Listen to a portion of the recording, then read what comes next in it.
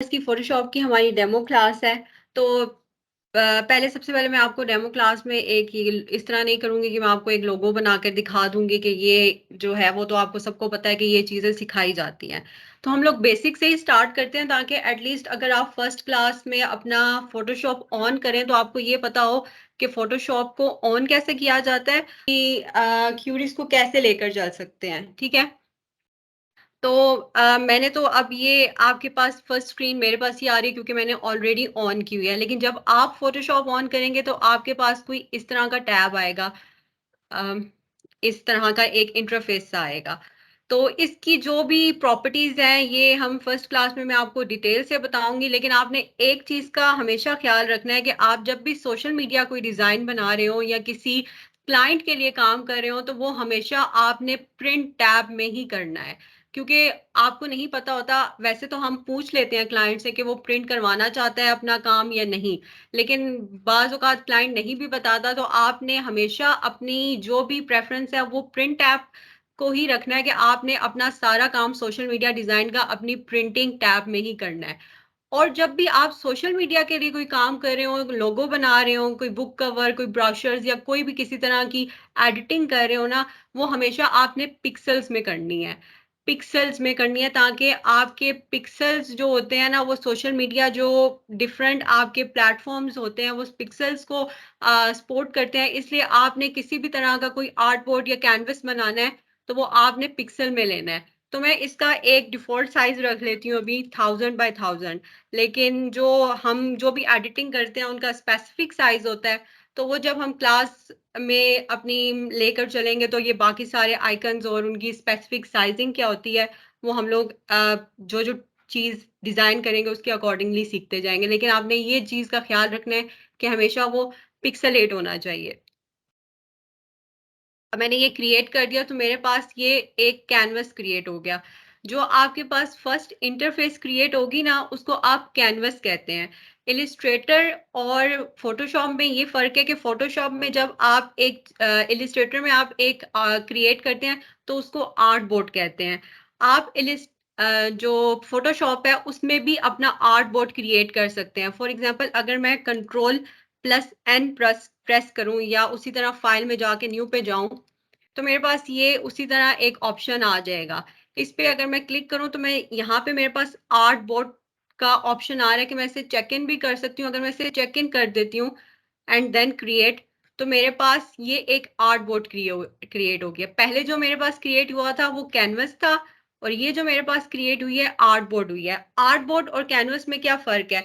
For example अगर आपके पास एक ब्राउशर आया है डिजाइन होने के लिए तो आपको पता है कि उसके जो होता है या बुक लिखने के लिए आई है या यूआई डिजाइन आया है तो उसके डिफरेंट पेजेस होते हैं। तो वो आर्ट बोर्ड पे आप जब आर्ट बोर्ड लेते हैं ना, अब मेरे पास यहाँ पर जो फर्स्ट है उसी में मेरे पास है मूव टूल। तो मैं इस पे राइट क्लिक करूंगी ना तो उसमें मेरे पास है सेकंड आर्ट बोर्ड टूल। मैं इस पे क्लिक करके इस पे प्रेस करूँ ना तो मेरे पास ये देखें आर्ट बोर्ड टूल एक्टिव हो गया है। मैं इस पे क्लिक करूंगी एक आर्ट बोर्ड ऐड हो जाएगा, इस पे क्लिक करूंगी यहाँ यहाँ मैं जहां भी चाहूँ कितने भी आर्ट बोर्ड ऐड कर सकती हूँ। अब ये देखें मेरे पास ये कुछ आर्ट बोर्ड्स ऐड हो गए। तो अगर मुझे एक यूआई डिजाइन बनाना है उसके आपको पता है मल्टीपल पेजेस होते हैं, तो वो आप आर्ट बोर्ड टूल यूज करके ना इजीली बना सकते हैं। आपको बार बार एक कैनवस लेकर फिर एक न्यू कैनवस लेकर बनाने की जरूरत नहीं है। आप वो फिर आर्ट बोर्ड का ऑप्शन यूज करें फोटोशॉप में। आर्ट बोर्ड का ऑप्शन यूज करके आप एक ही इंटरफेस पे डिफरेंट पेजेस बना सकते हैं। देन हमारे पास जब ये कैनवस का ऑप्शन होता है तो एक चीज मैं आपको कंफर्म कर दूं कि यहाँ पर हमारे पास कुछ लेयर्स भी आ रही होती हैं। मैं आपको इसकी स्क्रीन फुल करके दिखा देती हूँ ताकि आपको बाहर वाले ऑप्शंस भी विजिबल हो जाएं। ये मेरे पास एक अभी आप देख रहे हैं कि ये मेरे पास एक कैनवस है। अब ये मेरे पास इस टाइम कैनवस है, मैंने जो कैनवस क्रिएट किया था वो है।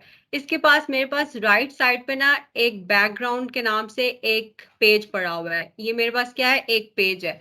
आपने जब भी इस पे काम करना है फोटोशॉप पे, तो आपने इस पे डिफरेंट लेयर्स क्रिएट करनी है। लेयर्स क्यों क्रिएट की जाती हैं, इसका भी मैं आपको एक पर्पज समझाती हूँ। सबसे पहले एक चीज है, अगर मैं गूगल पे जाऊं और एक इमेज सर्च करूं,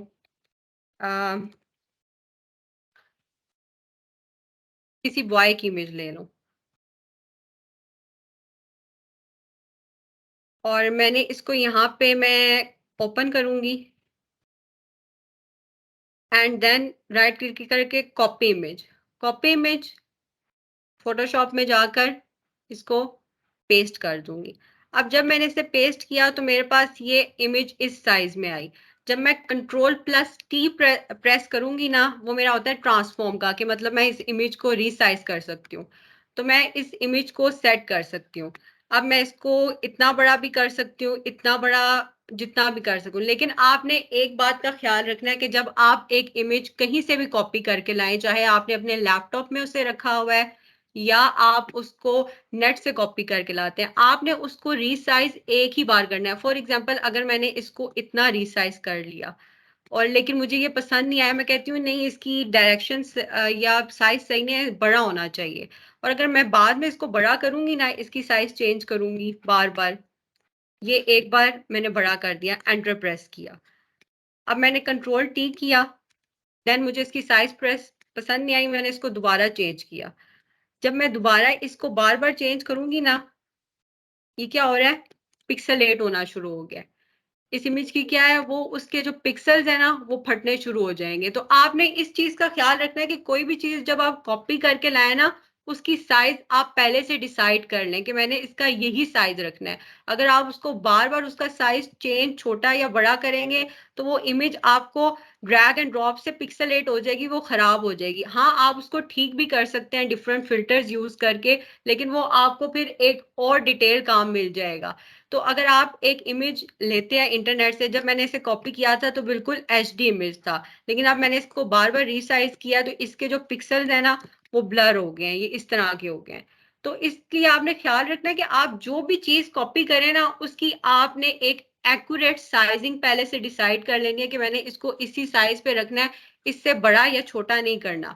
क्योंकि फिर आपको उस पर फिल्टर अप्लाई करने पड़ेंगे, उसकी एडिटिंग करनी पड़ेगी, उसके दोबारा से उसको इनहेंस करना पड़ेगा, वो आपके लिए एक काम और इंक्रीज हो जाएगा।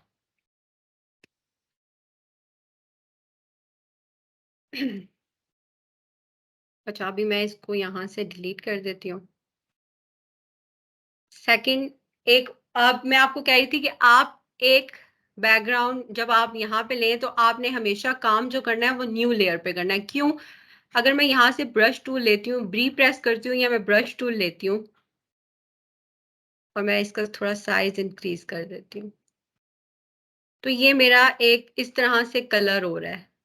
ठीक है, अब मैं चाहती हूँ कि मैं इसको मूव करूँ, तो जब मैं इसको मूव करूंगी तो ये मूव नहीं हो रहा, ये मुझे क्या कह रहा है, कन्वर्ट टू नॉर्मल लेयर। लेकिन अगर मैं इसे कन्वर्ट टू नॉर्मल लेयर भी कर दूं ना, तो ये क्या करेगा, पूरा पेज मूव करेगा। वो ऑब्जेक्ट मुझे जो मैं चाह रही थी ना कि मेरा ब्रश मूव करे, वो नहीं मूव कर रहा सिर्फ। तो मैं क्या करूंगी, यहाँ पे मैंने एक, मेरे पास होगा ऑप्शन क्रिएट न्यू लेयर, मैंने क्रिएट न्यू लेयर कर ली। अब मैं यहाँ पे ब्रश टूल ले रही हूँ, यहाँ पे कर रही हूँ मूव, और पहले न्यू लेयर लेने से पहले एक मैंने ब्रश यहाँ पे किया, देन मैंने एक न्यू लेयर ले ली। इसका कलर चेंज कर लेते हैं ब्रश का, ये कर लेते हैं। अब मैंने यहाँ पे किया, तो अगर अब मैं इसको मूव करूं तो ये अलग मूव होगा और ये अलग मूव होगा। अब आपकी जो लेयर सिलेक्ट होगी ना, आप उस ऑब्जेक्ट को मूव कर सकते हैं। अगर मैं इसको सिलेक्ट करूं तो मैं इसको मूव कर सकती हूँ। अब ये मेरा लॉक है, इसलिए ये मूव नहीं कर रहा। लेकिन अगर मैं इसी लेयर के ऊपर मैंने ये किया हुआ है और मैं एक और वो कर देती हूँ, ब्रश से लेकर कलर चेंज कर देते हैं रेड कलर का, मैं एक और यहाँ पे वो कर रही हूँ, तो ये क्या कर रहा है, मुझे करके नहीं दे रहा पिक्सेलेट। क्यों? क्योंकि मैंने अब ये सॉरी, मैंने रेज टूल ले लिया, ब्रश टूल, ये इस तरह से ब्रश हो रहा है। अब मैं इसको सिलेक्ट करके मैं सिर्फ इसको मूव करना चाहती हूँ, इसको नहीं चाहती कि ये अपनी लोकेशन से, लेकिन मैं अगर इसको मूव करूँगी तो ये भी मूव करेगा और इसको मूव करूँगी तो ये भी मूव करेगा। इसका मतलब है कि अगर एक लेयर पे आपने जितने भी ऑब्जेक्ट रखे होंगे ना, वो एक साथ मूव करेंगे। आप सबको अलग-अलग मूव नहीं कर सकते। लेकिन अगर मैं चाह रही हूँ कि मैं इसको अलग करूँ और एक और बनाकर उसको अलग मूव करूँ, तो मैं यहाँ से ब्रश टूल लेकर अब ये क्या होगा, ये मेरा अलहदा मूव करेगा और ये मेरा अलहदा मूव करेगा, इस तरह से। या आपने अगर कोई पेंटिंग बनानी है, किसी ने अगर फॉर एग्जांपल पेंटिंग फील्ड में जाना है और कोई पेंटिंग बनाना चाहता है, तो वो डिफरेंट लेयर्स लगाएगा। ये लेयर्स जो है वो आपके पेजेस हैं, मतलब आप एक कैनवस के ऊपर डिफरेंट पेजेस लगाने जा रहे हैं ताकि आप उसको बाद में इजीली एडिट कर सकें। अगर आपने एक ही लेयर पे डिफरेंट कलर्स अप्लाई किए होंगे और एट अ टाइम आप दूसरे कलर को चेंज करना चाहते होंगे ना, तो वो आपके लिए एक बहुत ज़्यादा मुश्किल क्रिएट कर देगा। तो इसलिए आपने हमेशा कोशिश करना है कि जब एक लेयर लिया है तो आप उस पे एक ही काम करें। देन अगर आपने कोई और नई चीज़ बनानी है तो आप उसको न्यू लेयर क्रिएट कर कर उस पे बनाएँ। ताकि वो आपने बाद में उसको एडिट करना हो तो वो आपके लिए ईज़िली एडिट हो जाए। जिस तरह अगर आप कोई पेंटिंग डिज़ाइन बना रहे हैं, एक अगर आप उसको यहाँ पे अलग कलर दे रहे हैं, यहाँ पे अलग, तो उसकी लेयर्स बनाते जाएँ। ताकि बाद में भी अगर आपने उसको फ्यूचर उसी पेंटिंग को यूज़ करना है तो वो आपके लिए ईज़िली बार-बार डिफ़िकल्ट ना हो कि आपने एक ही पेंटिंग को जो है वो एडिट करना है। अब मैंने इसे कंट्रोल ज़ी कर दिया। ये मैं फ़िलहाल इसको रिमूव कर देती हूँ। अब यहाँ पे मैंने एक कलर लिया था, एक मेरे पास है फ़ोरग्राउंड कलर, एक बैकग्राउंड कलर। इनको किस तरह अप्लाई करते हैं, ये भी मैं आपको बताती हूँ। और अगर किसी को यहाँ से लेयर लेनी नहीं आ रही हो, तो आप विंडो पर जाएँगे, आपके सब कुछ कीवर्ड्स के अकॉर्डिंगली अरेंज है। आप एल पर जाएँगे, तो आपकी लेयर का जो ऑप्शन है, यहाँ पे मेरा चेक इन है, F7 उसकी शॉर्टकट की है। आप F7 प्रेस करेंगे, यहाँ से लेयर को सिलेक्ट करेंगे, तब भी आपकी एक लेयर क्रिएट हो जाएगी, ठीक है? आपके ऑप्शंस आ जाएँगे, जैसे भी आप चाहते हैं उनकी प्रॉपर्टीज़ आ जाएँगी। आप उनको एडजस्ट कर सकते हैं। अच्छा, सबसे जो इम्पोर्टेंट चीज़ है हमारे इलस्ट्रेटर की फ़ोटोशॉप और डिफरेंट सॉफ्टवेयर्स की, वो सिलेक्शन है। फ़ोटोशॉप में जब आप किसी ऑब्जेक्ट को सिलेक्ट कर लेते हैं ना, वो सिर्फ़ उस सिलेक्टेड पार्ट पे ही काम करता है। फॉर एग्ज़ाम्पल यहाँ पे मेरे पास एक टूल है सिलेक्शन। इसमें अगर मैं राइट क्लिक करूँ तो इसमें है rectangle marquee tool, elliptical marquee tool, single row marquee tool and column marquee tool. अगर मैं रेक्टेंगुलर लूँ और मैं यहाँ पे एक रेक्टेंगल ड्रॉ कर रही हूँ, तो ये मेरे पास क्या है, एक सिलेक्शन उसने क्रिएट कर दी है। लेकिन अगर अब मैं ब्रश टूल लेकर यहाँ पे कलर करती हूँ, तो वो बाहर मुझे कलर करके नहीं देगा, क्योंकि अब मेरा एक्टिव पार्ट सिर्फ ये है जहाँ पे मैंने सिलेक्टेड की है। अगर मैं यहाँ पे कलर करूँ, तो वो क्या करेगा, मुझे यहाँ पे कलर करके देगा। लेकिन अगर मैं बाहर करना चाहूँ, तो वो कलर नहीं होंगे, क्योंकि मेरा सिलेक्टेड पार्ट, सिलेक्टेड एरिया ये है। लेकिन अगर मैं इसी टूल पर जाकर यहाँ पे राइट क्लिक करूँ और कर दूँ सेलेक्ट इनवर्स, मतलब वो सिलेक्शन को इन्वर्स कर दे, और फिर मैं ब्रश टूल लूँ, तो फिर क्या होगा, ये देखें बाहर सिलेक्शन चली गई। अब वो यहाँ कलर करेगा, अंदर नहीं करेगा। उसने क्या किया, सिलेक्शन को इन्वर्स कर दिया। पहले मेरा ये सिलेक्टेड एरिया था, अब मेरा बाहर वाला सिलेक्टेड एरिया हो गया, जो डीसिलेक्टेड था। अब क्या होगा, यहाँ पे कलर होगा, लेकिन अंदर वाले ऑब्जेक्ट पे कलर नहीं होगा, इस तरह से। तो फ़ोटोशॉप में आपका जो सिलेक्टेड एरिया है ना, उसी पे आप वर्किंग कर सकते हैं। जिस पार्ट को मैंने पहले इसको सिलेक्टेड एरिया बनाया हुआ था, तो मैं इस पे काम कर सक रही थी। अब मैंने इसको सिलेक्टेड बना दिया, तो मैं इस पे कर सकती हूँ। अगर मैं कंट्रोल डी प्रेस करूँ, तो उसने क्या कर दिया है, सिलेक्शन को कैंसल कर दिया। अब मेरा कोई भी एरिया सिलेक्टेड नहीं है। अब मैं जहाँ चाहूँ अपने ब्रश से कलर कर सकती हूँ ईज़िली। कंट्रोल डी से आप क्या कर सकते हैं, अपनी सिलेक्शन को कैंसिल कर सकते हैं। अब मेरा कोई भी सिलेक्टेड एरिया नहीं है। अब मैं किसी भी एरिया पे कैनवस में डिफॉल्टली कलर कर सकती हूँ इजीली।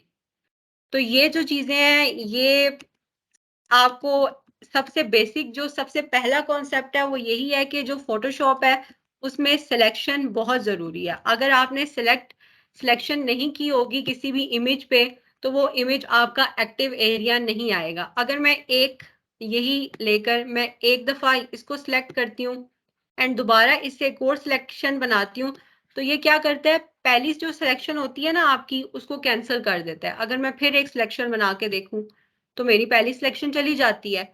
तो इसके लिए आपके पास एक यहाँ पर ऊपर ही टास्क बार पे आपके पास कुछ ऑप्शंस आ रहे होते हैं। एक होता है ऐड सिलेक्शन, एक होता है सब्ट्रैक्ट सिलेक्शन, एक होता है इंटरसेक्ट सिलेक्शन। अगर मैं ऐड सिलेक्शन पे क्लिक करूँ एंड देन मैं यूँ करूँ, तो वो क्या कर रहा है, उसी सिलेक्शन के अंदर मज़ीद सिलेक्शंस को ऐड करी जा रहा है। ये जो चीज़ें 3-4 टूल्स हैं, ये आपके हर टूल में आपके पास ये ऑप्शंस होंगे, आप इनको यूज़ करेंगे। जैसे आप लेसो करेंगे, सिलेक्शन मैग्नेटो सिलेक्शन करेंगे, उनमें आपके पास ये ऑप्शंस होंगे जो आपको हर जगह काम आएँगे। ये बेसिक आपकी एडवांस में हर जगह चलेगी। अगर मैं यहाँ चाहूँ, तो मैं इसको एक सिलेक्शन बना सकती हूँ। अगर मैं इसको सब्ट्रैक्ट सिलेक्शन पे ले जाती हूँ, ऐसे, और मैंने यूँ किया, तो उसने क्या कर दिया, मेरी सिलेक्शन को सब्ट्रैक्ट करना शुरू कर दिया। देन थर्ड ऑप्शन है इंटरसेक्ट। इंटरसेक्ट किया, उसने क्या कर दिया, अब मुझे एक शेप बना दी। इंटरसेक्ट क्या करता है, जो भी आपकी ओवरलैपिंग वाली शेप होंगी ना, उनको एक ही शेप बना के दे देगा। अब मैंने सिलेक्शन कैंसल की। अब किसी के पास कभी-कभी इतना टाइम नहीं होता कि वो जाकर बार-बार एक-एक न्यू सिलेक्शन को सिलेक्ट करे। तो आपने जब यहाँ से एक रेक्टेंगुलर मार्क्यू लिया, मैंने ये ड्रॉ किया यहाँ पे, तो जब मैं अपने कीबोर्ड से शिफ्ट प्रेस करूँगी ना, तो देखिए उसने मुझे साथ प्लस साइन देना शुरू कर दिया। जब मैंने शिफ्ट प्रेस किया, साथ ही उसने मुझे प्लस साइन देना शुरू कर दिया। मैं शिफ्ट की प्रेस करके भी इजीली सिलेक्शंस को ऐड कर सकती हूँ। अब मैं इसी में से अगर डेल करना चाहती हूँ, तो मैं शिफ्ट की जगह ऑल्ट की प्रेस करूँगी। जब मैं ऑल्ट की प्रेस करूँगी, तो वो मुझे उसके साथ माइनस दिखाना शुरू कर देगा। अब मैं इसमें से माइनस कर सकती हूँ। आप कीज़ का यूज़ करके भी इज़िली अपनी सिलेक्शन को ऐड माइनस कर सकते हैं। अगर मैंने इंटरसेक्ट करना है इन्हीं को, तो मैं शिफ्ट और ऑल्ट दोनों को एक साथ प्रेस करूँगी, तो वो मेरा क्या कर देगा, सिलेक्शन को माइनस कर देगा।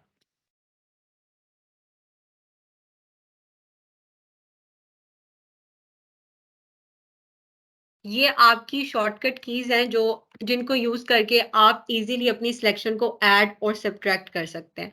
अब अगर मैं यहाँ से आपको एक इमेज ला के बता दूँ और आपको बताऊँ कि सिलेक्शन की इम्पोर्टेंस क्या होती है, सिलेक्टेड एरिया की, तो अम, कोई ऐसा इमेज हो जिसमें बहुत सारी चीज़ें हों।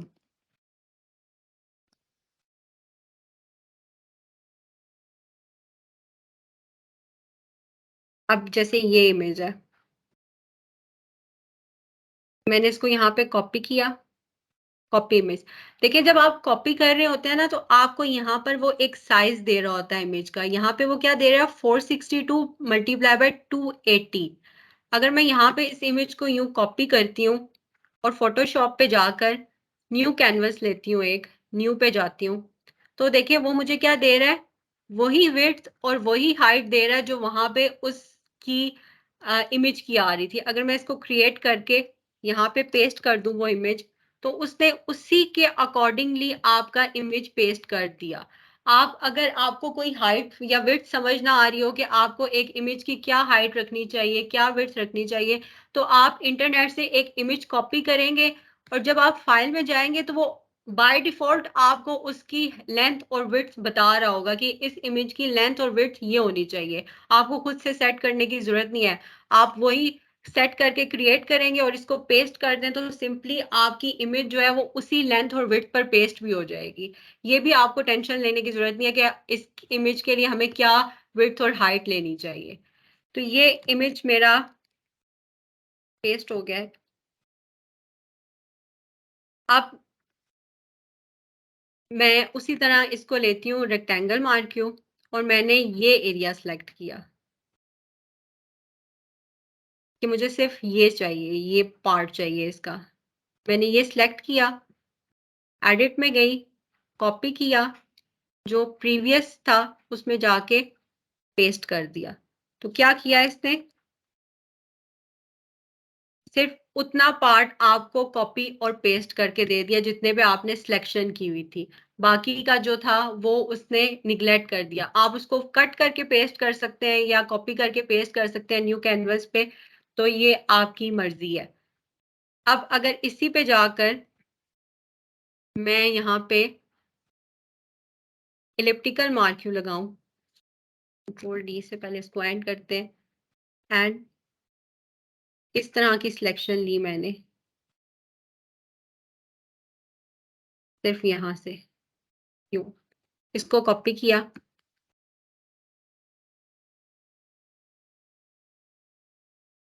एंड उसी में जाके इसको हाइड कर देते हैं, पेस्ट। तो ये क्या है? सिर्फ जो मैंने एक्टिव एरिया था मेरा वो मैंने कॉपी किया और उसको पेस्ट कर दिया। तो फोटोशॉप जो भी है वो आपके एक्टिव एरिया पे ही काम करेगा। जिस पॉइंट को आप एक्टिव रखेंगे उसी पे वो काम करेगा। ये कॉन्सेप्ट मैं आपको डिटेल में इसलिए बता रही हूँ कि यही चीज जो आपकी एक्टिव और डीएक्टिव वाली है हर टूल में यूज होगी। इवन आप किसी चीज की सिलेक्शन भी कर रहे हैं ना, उस चीज में भी आपके लिए एक्टिव और डीएक्टिव वाली ही चीज यूज होगी। अब मैंने इसको हाइड कर दिया। अब फॉर एग्जांपल मैं अपने इंटरनेट से ये एक इमेज ले लेती हूँ।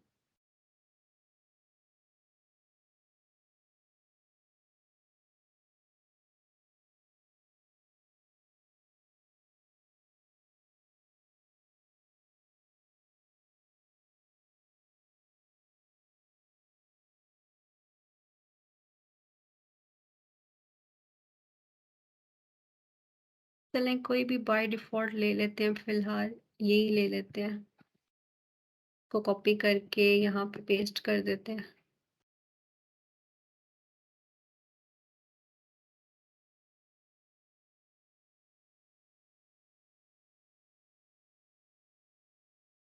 अब एक चीज होती है कि मैं जो वैसे यूज करती हूँ वो क्विक जो होती है सिलेक्शन होती है। क्विक सिलेक्शन जो होती है कि आप इसको अगर मैं यहाँ पे यूं किया क्विक सिलेक्शन होगी, लेकिन आपने देखा जब मैंने सिलेक्शन की तो मेरा ये पॉइंट जो था वो इंटरसेक्ट नहीं किया और कुछ जो पॉइंट्स थे ना वो आगे पीछे हो गए जब मैंने जल्दी से किया। तो लेसो टूल वैसे आपकी सिलेक्शन के लिए भी होता है, लेकिन बेसिकली जो मैं यूज करती हूँ उसका क्या पर्पज है कि यहाँ पे भी आप अपना ऐड माइनस और इंटरसेक्ट यूज कर सकते हैं। अगर मैं माइनस पे जा रही हूँ लेसो सेलेक्ट करके और यहाँ से इसको यूं मूव करके यूं करती हूँ, तो उसने क्या किया है? उसको एक्यूरेटली कर दिया है। आपकी सिलेक्शन जो थोड़ी बहुत खराब हुई हुई थी, अगर मैं इसको यहाँ से, तो वो क्या करता है आपकी, आप अपने लेसो टूल से अपनी सिलेक्शन को ऐड और सब्ट्रैक्ट भी कर सकते हैं। मतलब किसी पॉइंट पर आपसे अगर सिलेक्शन मिस हो गई है तो आप उस पॉइंट पे सिलेक्शन ऐड कर सकते हैं। अगर किसी पॉइंट पे आपसे सिलेक्शन आप ज्यादा हो गई है, आपके बाहर चली गई है, तो उधर से आप सिलेक्ट भी कर सकते हैं। अब लेसो टूल आपकी फ्रीली जो है वो किसी भी तरह की सिलेक्शन के लिए यूज होता है। कोई भी पॉइंट आप सिलेक्ट करना चाहते हैं, लेकिन अगर आपके पास ग्राफिक टैबलेट है तो वो तो आपके लिए बहुत इजी है। लेकिन अगर आप एक स्मूथ सिलेक्शन करना चाहते हैं ना, तो वो अक्सर आपका जो पॉइंटर है वो हिल जाता है। जैसे अगर मैं यहाँ से इंटरनेट से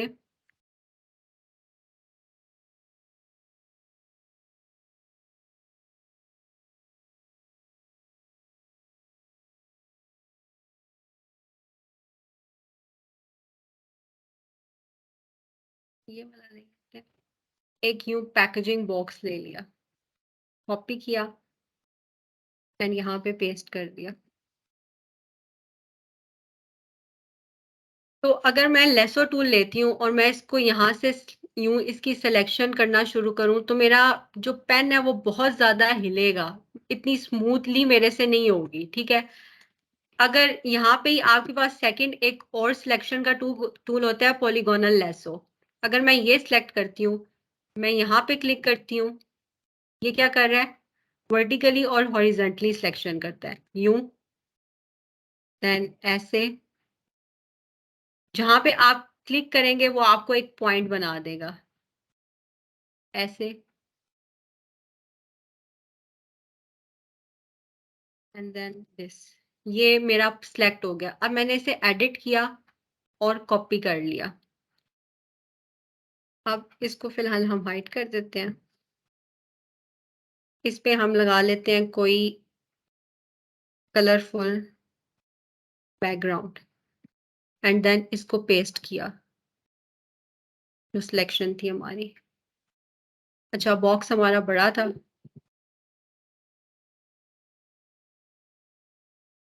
चलिए इसी तरह न्यू उसी साइज की ले लेते हैं, क्योंकि बॉक्स हमारा बड़ा था, तो 1000 बाय 1000 की ही ले लेते हैं। क्रिएट, यहाँ पे एक बॉक्स लगा देते हैं ताकि डिफरेंस थोड़ा पता चल जाए। एंड एडिट में पेस्ट। अब ये क्या हो गया, मेरे पास ये एक ऑब्जेक्ट यहाँ पर आकर पेस्ट हो गया। अक्सर आपने देखा होगा आपके मॉकअप्स भी बने होते हैं, आपके बैकग्राउंड जहाँ पे आपने लोगो डिजाइन किया होता है वहां पे लोगों ने काफी 3D बैकग्राउंड्स लगाए होते हैं, एक आगे इमेज होती है। तो वो बेसिकली क्या होता है, आप अपने लोगों को ऑब्जेक्ट को कॉपी करके उसमें पेस्ट करें और पीछे किसी भी तरह का ऑब्जेक्ट लगा दें। आप बेशक अब ये किसी कुरियर वाला बंदा पीछे लगा के उसके हाथ में बॉक्स पकड़ा दें, किसी भी तरह का बैकग्राउंड लगाकर आप ये बॉक्स कहीं पे भी रख सकते हैं, ये आपकी मर्जी है। बेसिकली क्या होता है कि ये आपकी एक जो वर्टिकल और हॉरिजेंटल सिलेक्शन है उसके लिए जो है ना, ये पॉलीगोनल टूल यूज होता है। लेकिन अगर मैं जो इसी पे जाए, इसको हाइड करके इस पे अगर अपना पॉलीगोनल टूल यूज करना शुरू करूं, वही वाली सिलेक्शन, बहुत से लोग जो होते हैं वो इससे भी कर लेते हैं, लेकिन अगर आप इससे ये सिलेक्शन शुरू करेंगे ना, तो आपको यूं एक एक पॉइंट जो है वो बहुत, क्योंकि ये लाइन के में आपको आ रहा है तो आपको बहुत मेहनत करनी पड़ेगी। तो इससे अच्छा अगर मैं यहाँ पर थर्ड में मेरे पास एक और होता है मैग्नेटो लेसो। ये क्या है कि ये आपका फ्रीली काम करता है, आपकी ये देखें ये खुद ब खुद सिलेक्शन कर रहा है। लेकिन इसके लिए आपके लिए क्या जरूरी है कि आपने जो, आप अगर मेरी इस बंदे की शर्ट और मेरे बैकग्राउंड का कलर एक होगा तो मेरा मैग्नेटो लेसो जो है वो इशू क्रिएट करना शुरू कर देगा, फिर वो मुझे उस ऑब्जेक्ट की सिलेक्शन उस तरह से नहीं देगा। इसलिए आपकी सिमिलर कलर सिलेक्शन में जो होता है वो मैग्नेटो लेसो बहुत यूज करता है। अब यहाँ पे अगर मैं इसकी सिलेक्शन करूं, हेयर सिलेक्शन के लिए वैसे सिलेक्शन एंड मास्क यूज होता है, लेकिन वो ऑब्वियसली जब हम क्लासेस में जाएंगे। अब यहाँ पे देखें, मेरी यहाँ पे सिलेक्शन वो सही नहीं बना रहा था। अगर मैंने वापस जाना है तो बैक स्पेस प्रेस करूंगी तो ये वापस चला गया। अब जहाँ पे ये खुद नहीं सही सिलेक्शन बना रहा, वहां पे आपने क्लिक करके पॉइंट्स ऐड कर देने हैं। अभी मैं थोड़ा जल्दी कर रही हूँ क्योंकि टाइम थोड़ा शॉर्ट है।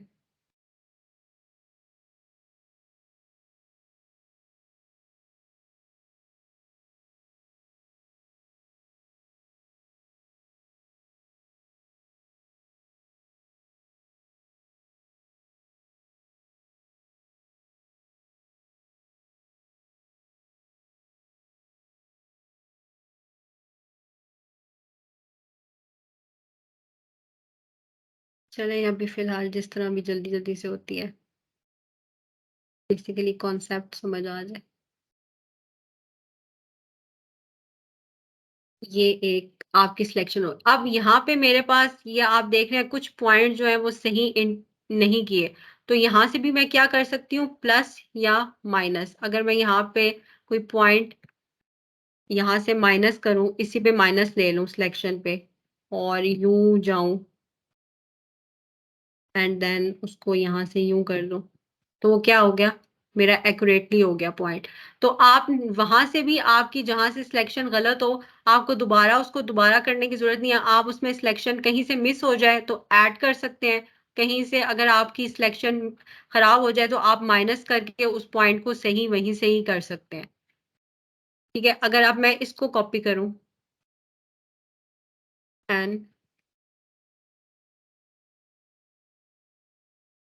Edit, paste.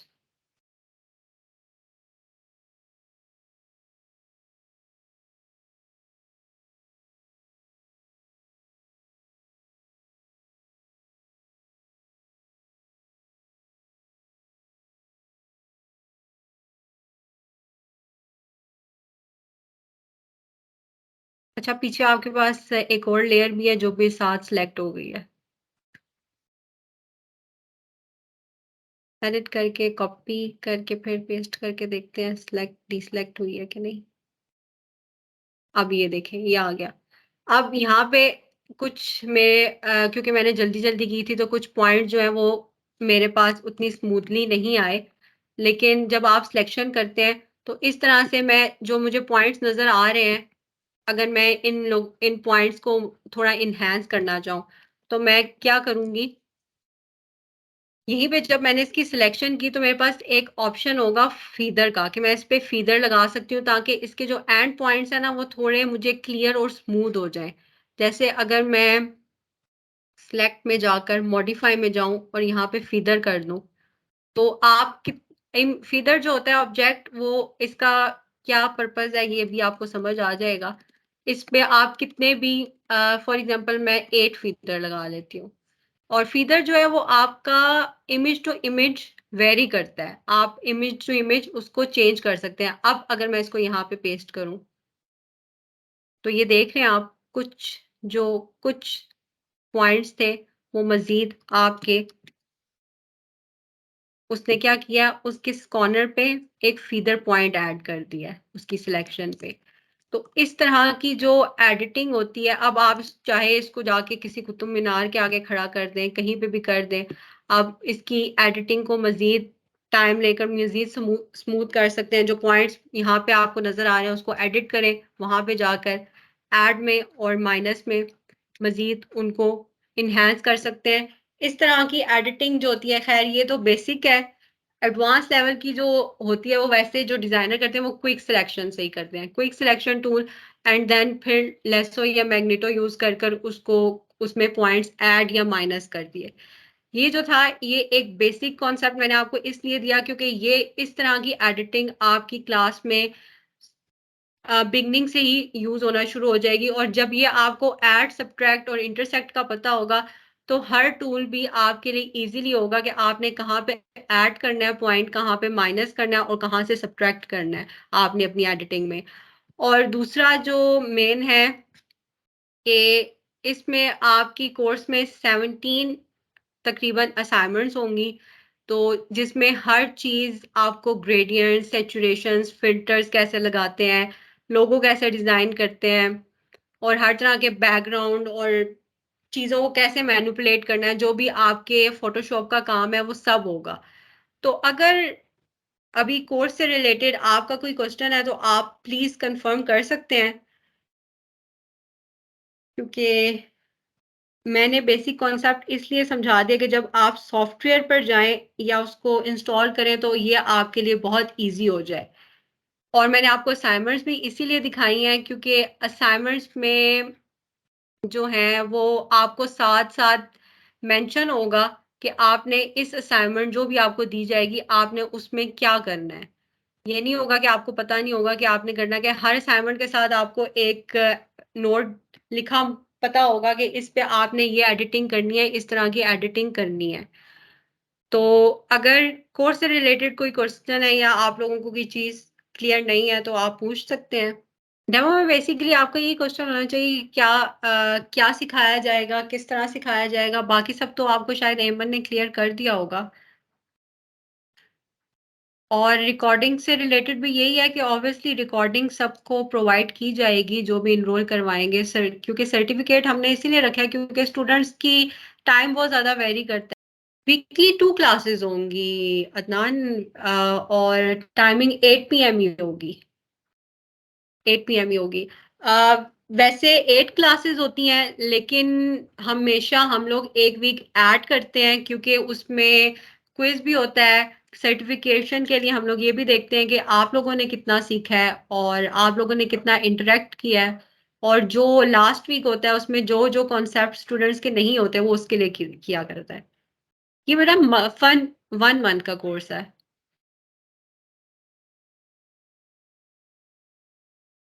With 10 classes 1 week plus.